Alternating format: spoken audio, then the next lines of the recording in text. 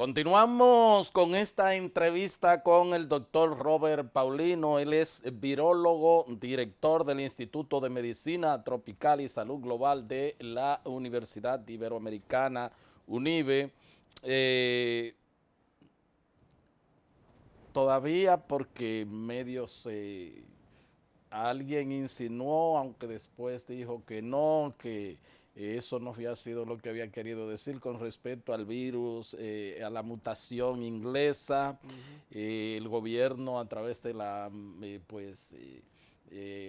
vicepresidenta y coordinadora del Gabinete de Salud habló de que no es verdad que lo tenemos.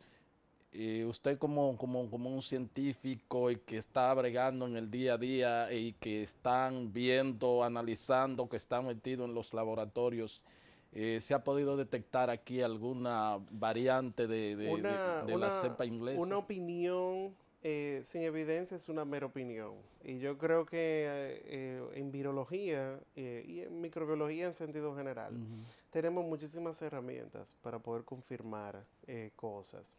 En la actualidad, uno de los grandes, si se quiere, elementos pendientes que tiene nuestro país, y no solamente nuestro país, nuestra región, y incluyo a Centroamérica también, es un sistema de monitoreo de epidemiología genómica que hace muchos años hace falta. Desde las primeras pandemias que hemos tenido, que nos han afectado en estas últimas décadas, la de chikungunya, luego Zika, tuvimos una reemergencia de los casos de dengue, luego tuvimos un aviso de la Organización Mundial de la Salud para prepararnos por si ébola llegaba a la región. Entonces, no hemos hecho eso se quedó como algo pendiente por el costo que tiene y segundo por la voluntad política que tiene que existir para poder sostener un modelo de vigilancia epidemiológico genómica. En este momento nuestra universidad ha estado dando esos pasos, pero como universidad solo tiene límites Claro. cuando podríamos tener muchísimo más, cuando el Estado se involucra en la generación de conocimiento, pues yo creo que hay un interés, eso que usted mencionaba, de parte del Gabinete de Salud, de poder discutir cómo podemos movernos hacia ese punto. En este momento estamos tratando de analizar muestras de este último periodo, de este último trimestre, para ver si tenemos y confirmar de ciencia cierta que tenemos o no ese tipo de variantes de interés o cualquier otra variante de interés, como te mencionaba. O sea, es dibujar literalmente, genéticamente, qué está pasando en la República Dominicana. Y eso en este momento todavía no lo podemos confirmar. Ok, no se puede decir si tenemos o no No lo la podemos tener. variación o la mutación No, del virus inglés. O sea, eso todavía no. no se ha podido, no, Todavía no sí, lo podemos afirmar. ni afirmar ni descartar. No lo podemos descartar porque tenemos un país que relanzó su turismo hace poco. Claro. Entonces hemos tenido migración de turistas. Lo que se piensa es que la variante de interés en Londres ha estado circulando en otros países desde hace más meses. Quiere decir que no podemos descartar que tal vez en algún momento haya llegado. Ahora, la pregunta es, si tenemos la variante de interés, la B117, circulando en la República Dominicana, ¿en qué cambia las medidas que tiene que tomar el Estado? Son las mismas. Así es. Son las mismas. Es la misma Son receta. las mismas. Entonces, nos preocupamos mucho a veces por situaciones como esa. Sin embargo, nos olvidamos de lo básico. Nos olvidamos que ahora lo que tenemos que hacer es frenar la transmisión. Frenar la transmisión a toda costa. ¿Por qué? Porque lo que hemos visto en los laboratorios en estas últimas semanas es un incremento de casos positivos que no habíamos visto antes. Nosotros estamos, por ejemplo, en nuestro laboratorio que es muy pequeño, no tenemos un volumen muy grande, pero hemos estado procesando entre 1.000, 1.500 muestras diarias. Hemos estado viendo una tendencia un poquito más alta, inclusive que la nacional, 25, 26% de positividad. Y eso no lo habíamos visto durante la pandemia. Y eso nos representará a nosotros un estrés en el sistema de salud. ¿Por qué? Porque si bien es cierto que el 80% de la población que se infecte con el virus no va a desarrollar manifestaciones clínicas o si las tiene van a ser muy leves y se va a mejorar y se va a curar porque el coronavirus es una infección aguda. Es una infección que va a pasar, no es una infección crónica como pasa con el VIH, que una vez que una persona lo tiene, pues se va a pasar su vida entera con la infección. Bueno, pues no, esta persona, cerca del 80% de la población en todos los lugares del mundo van a hacer eso. Ahora, tenemos un 10% que va a tener manifestaciones clínicas que van a requerir atenciones médicas. Y vamos a tener un 2% que nos guste o no nos guste, va a fallecer. Entonces, tenemos que prepararnos cuando si incrementamos el número de positividad, el número de mortalidad se nos va a disparar también. Entonces, esa es la visión de la población más joven que no entiende. La mayoría de los casos nuevos que nosotros estamos identificando diariamente están localizados en una edad muy joven. Se están infectando personas muy jóvenes y esas personas no van a desarrollar síntomas.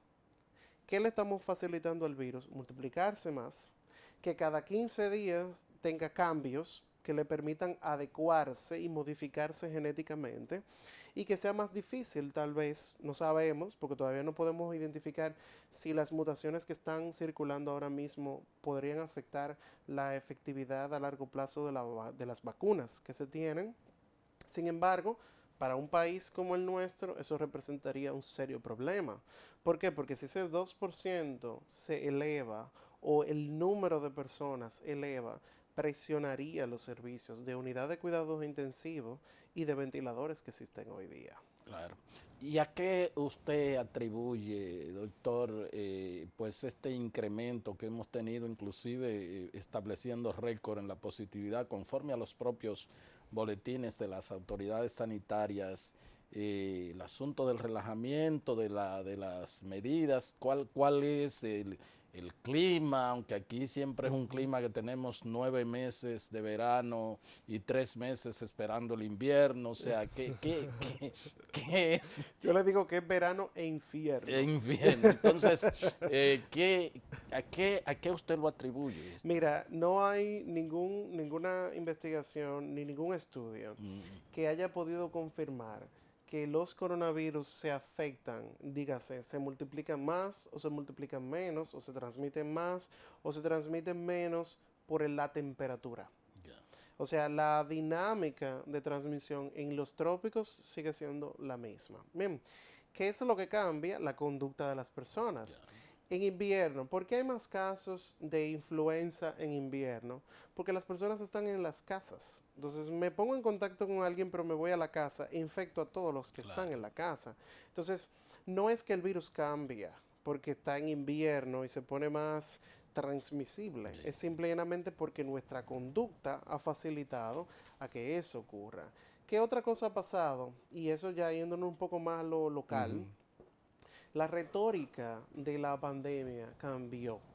La retórica de la pandemia se convirtió en algo que teníamos bajo control. Y ese mensaje a una población que ha tenido varios meses activa, involucrada, o si se quiere decir medianamente involucrada porque nunca se logra en un completo, involucrada en la prevención, de repente le decimos, no te preocupes, todo esto está bajo control. Y te vamos a estimular para que te vayas a un resort y que vayas de vacaciones y que tú socialices. La socialización es todo lo que no queremos que ocurra en una transmisión respiratoria como pasa con este virus.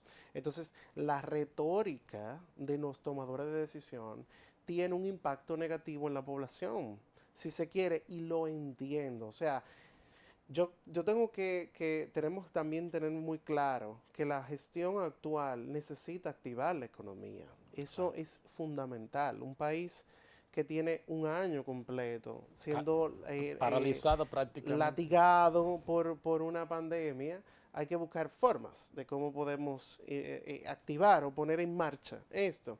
Sin embargo, una población que ya está cansada, decirle de repente, vamos a estimular, vamos a salir, vamos a hacer, significa vamos a juntarnos, vamos a aprovechar la Navidad y vamos a juntarnos todos. ¿Y qué hizo? Hizo eso. Entonces, aumentamos la tasa de transmisión, aumentamos el número de casos y ahora estamos viendo los resultados de eso. Un tercer elemento que podría darse, y eso está pendiente también de poder confirmarse, es si realmente, además de lo que está pasando en Reino Unido, en República Dominicana o en nuestra región completa, porque Estados Unidos tiene una tendencia muy parecida a la nuestra, ha ocurrido algo genéticamente en el virus que haya aumentado su tasa de transmisibilidad. Puede ser.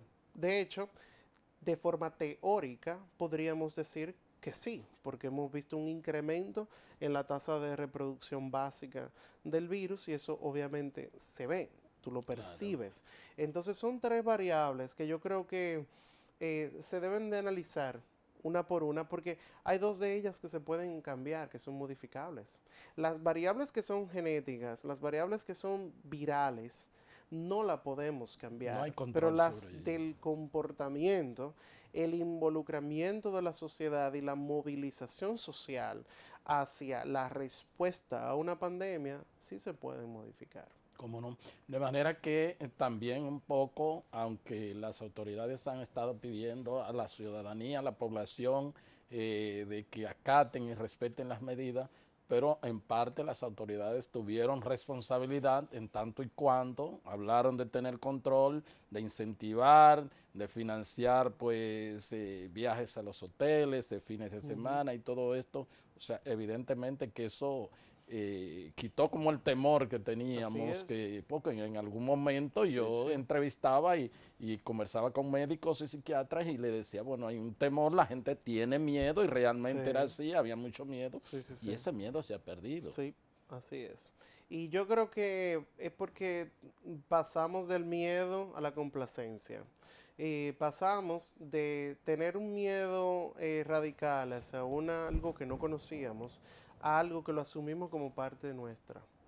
Y lo hicimos en muy poco tiempo. Claro. Lo hicimos en muy corto tiempo, de hecho. En Verdugallo lo hicimos. Claro. Doctor, sin embargo, hay una cosa que sorpresivamente, pues, y nos beneficia en todo esto, si podemos hablar de beneficio, es que de acuerdo a las estadísticas de las autoridades, este es un país de las tasas de la tasa de letalidad más bajas del mundo, no importa países comparados de la región, quizás existan algunos más, pero países desarrollados, puede haber un subregistro o o realmente qué pasa con que prácticamente 0, 1, qué sé yo cuánto, o sea, ¿a qué usted le atribuye eso?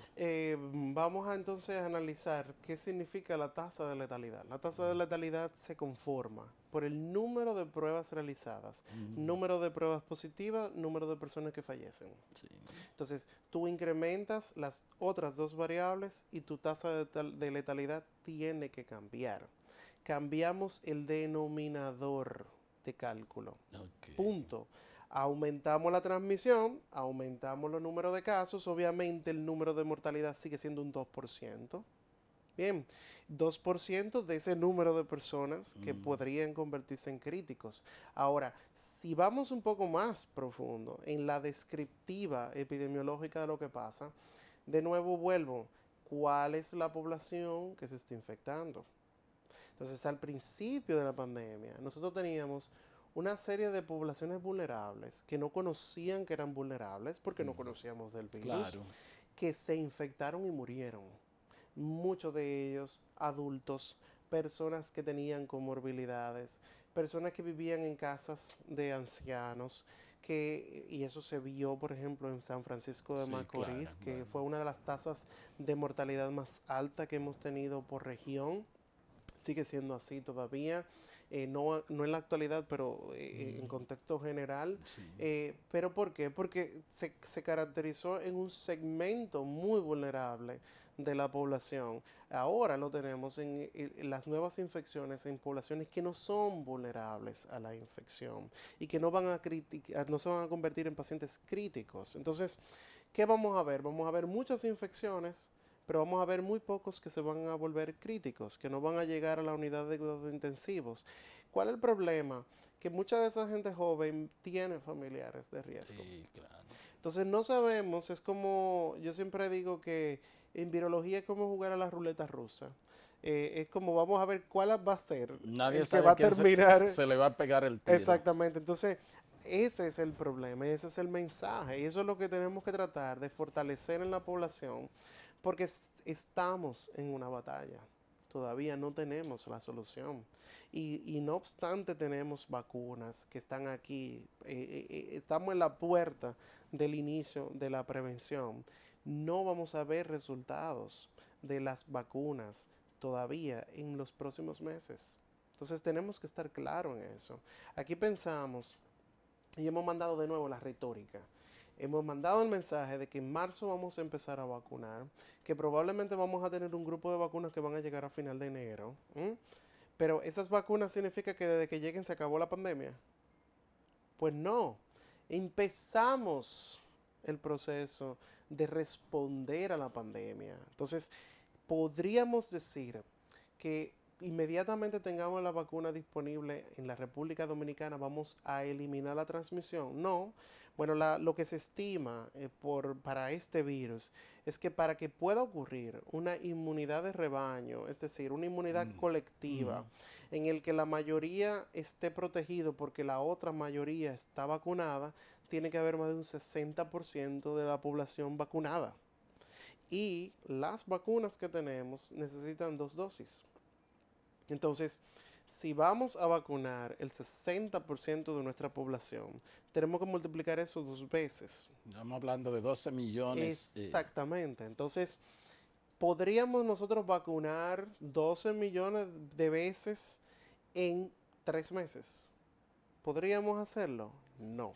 Entonces, la logística de vacunación. Además, tú tienes otros segmentos. Tienes gente que dice que no se va a vacunar. Tú tienes gente que dice que las vacunas no son seguras. Que tú ves gente que cree todavía que tienen modificaciones que le van a modificar su genoma. Entonces, tú tienes también que lidiar con eso, porque esa es la población que va a mantener al virus multiplicándose. Claro.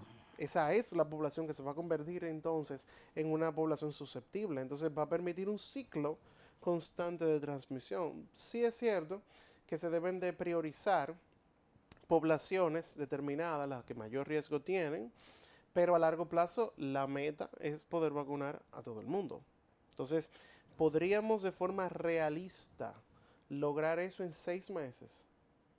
Y voy poniéndolo un poco más hacia adelante. Las autoridades porque esperan nosotros que de mediados del año, de este año para adelante, la situación podría tender a la normalidad. debe de ir cambiando. Debe de ir cambiando.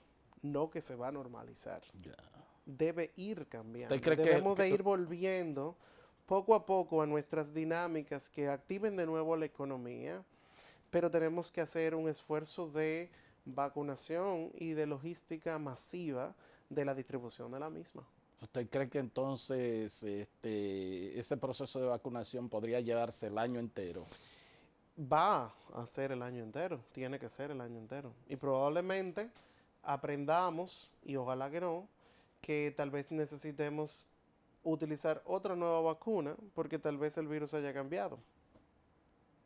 Pero es una cosa, o sea que probablemente... En influenza eso pasa anual, así que no podemos descartarlo. O sea que probablemente nos vacunemos con el coronavirus. En esta ronda y en diciembre tenemos que empezar una segunda ronda de vacunación. A ver. Aunque nos hayamos aplicado las 2 dosis. No, bueno, eso no se puede confirmar, pero tampoco lo podemos descartar, porque es que eso ha pasado antes. O sea, eso ya lo hemos visto en otras pandemias. Lo hemos visto con influenza. Y la influenza es el mejor ejemplo para nosotros poder haber aprendido qué teníamos que haber hecho para esta pandemia. porque su mecanismo de transmisión y de prevención es el mismo. Entonces, podríamos ahora, ¿qué pasa? Que en influenza nosotros no teníamos el conocimiento científico que tenemos hoy día. Claro. Entonces, sí es posible, y de hecho para las vacunas de ARN mensajero, como la de Pfizer y la de Moderna, la modificación en su diseño es muy rápida. Se puede lograr en poco tiempo tener o diseñar una vacuna completamente nueva. En conclusión, vamos a tener el coronavirus para como tenemos la gripe, que realmente Yo para creo que vamos a tener una buena temporada. Por eso yo creo que hay que una buena enseñarle. temporada es de muchos años para la humanidad. Así es. Wow. Y los cuestionamientos de que si AstraZeneca no es tan efectiva con que Pfizer o que Moderna o algo así por el estilo. Mira, es muy simple. Se llaman ajustes analíticos, ajustes de metodología. La vacuna de AstraZeneca es una vacuna diseñada por una universidad, por académicos. Y los controles de medición, de eficacia y de controles internos que se utilizan en los ensayos clínicos son mucho más rígidos que lo que utiliza la farmacéutica. Eso hay que entenderlo. Ahora, esa vacuna, al igual que la de Pfizer, al igual que la de Moderna, cuando tú la ajustas a su segunda dosis, tienen más de un 80% de eficacia. Entonces funcionan todas. No hay que decir que una es mejor que la otra, es que funcionan todas. Claro. ¿Cuál es la diferencia? La equidad de la distribución de la vacuna. Tú no puedes decir que tú vas a hacer definitivamente una logística de vacunación basada en una vacuna que necesita una temperatura de menos 70 grados Celsius. Eso es imposible. Eso no es posible. Aquí Tú no vas es a tener posible. poblaciones que no van a poderse vacunar nunca. O que si lo van a hacer muy tarde. Entonces, tú tienes que también tener equidad. Y la vacuna de AstraZeneca, que no necesita esos controles de temperatura, pues nos permite hacer eso. Bueno, pues muchísimas gracias, doctor. Hemos aprendido bastante. Cuando digo hemos, hablo de los amigos televidentes aquí, en cualquier lugar del mundo, en Estados Unidos se está pasando este programa. Y le agradecemos y bueno, lo estaremos llamando constantemente para seguir aprendiendo. Que Estaremos aquí. también ustedes me imagino que van aprendiendo con este virus Así constantemente porque Estamos todos aprendiendo. es muy activo, ¿verdad que Así sí? es, así Bueno, es. muchísimas Un gracias. gran reto. Gracias a ustedes por haber estado con nosotros y será pues hasta otra entrega de su programa de Agenda. Hasta entonces.